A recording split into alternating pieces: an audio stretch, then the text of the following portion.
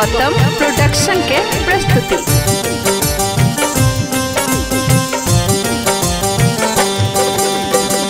यही जिंदगी सो मुइले नीमन, यही जिंदगी सो मुइले नीमन, मोन ने कखनो चैन गे मैं, मोन ने कखनो चैन, मोन ने कखनो चैन गे मैं, मोन ने कखनो चैन।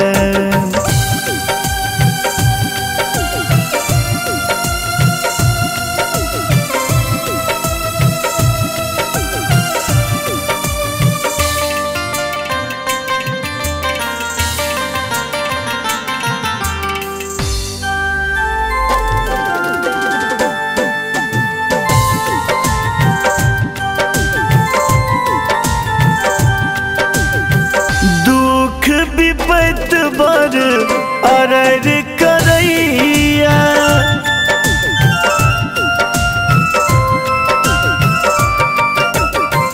दुख विपत बर अरर करैया, रोग शोक तन के भोभरैया, जियै के ने मोन करैया, तोहर ममता छाहर बिनु माँ, रुख नहीं कहियो नैन गे मैं, मोन ने कखनो चैन,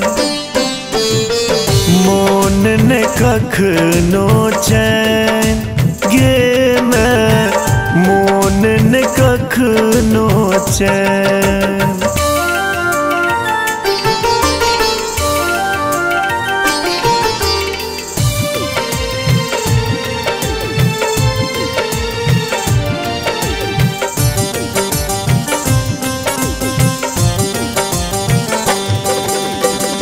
सब दिन खटलो हम बेगारी,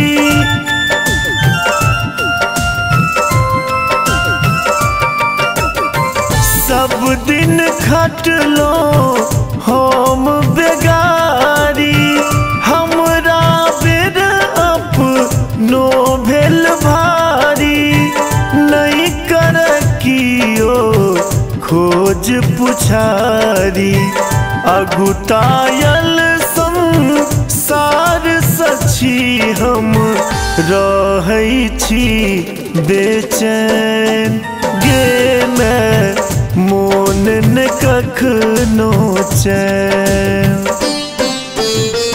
मोन ने कखनो चैन गे मैं, मोन ने कखनो चैन।